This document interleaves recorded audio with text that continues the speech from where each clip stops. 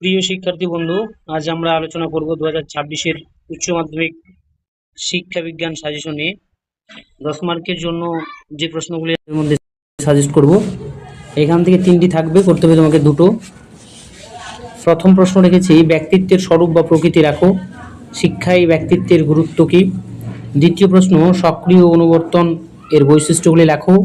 শিক্ষাক্ষেত্রে সক্রিয় অনুবর্তনের উপযোগিতা লেখো। 3 নম্বর প্রশ্ন, সৃজনশীলতার প্রকৃতি বা স্বরূপ লেখো। শিক্ষা এর গুরুত্ব কতখানি? 4 নম্বর প্রশ্ন, থর্নডাইকের শিখন সংক্রান্ত সূত্রগুলি লেখো।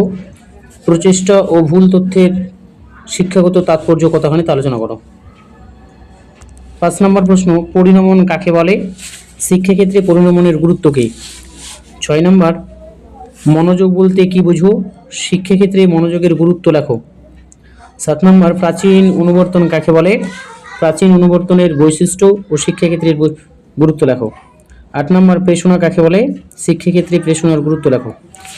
এই প্রশ্নগুলি তোমরা রেডি করলে এখান থেকে তোমরা 2টি প্রশ্ন কমন পেয়ে যাবে। তার থেকে সবথেকে যে প্রশ্নটাকে গুরুত্বপূর্ণভাবে পড়বা সেটা হচ্ছে ব্যক্তিত্বের স্বরূপ ও প্রকৃতি লেখো। শিক্ষায় ব্যক্তিত্বের গুরুত্ব কী, এই প্রশ্নটা। আরেকটা প্রশ্ন যে বেশিভাবে গুরুত্বভাবে পড়বা সেটা হচ্ছে পরিণমন কাকে বলে? শিক্ষাক্ষেত্রে পরিণমনের গুরুত্ব কী। এই দুটো প্রশ্ন খুব ভালো করে পড়বা। তার সঙ্গে তুমি এই প্রশ্নটাও রেডি করে রাখতে পারো,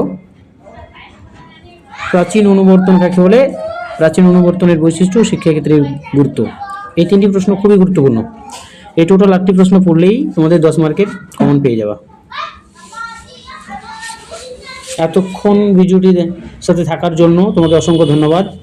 আমার এই ভিডিওটি যদি ভালো লাগে তাহলে অবশ্যই লাইক, শেয়ার করবে, কমেন্ট করবে। সবার আগে ভিডিওটি পাওয়ার জন্য সাবস্ক্রাইব করে রাখবে।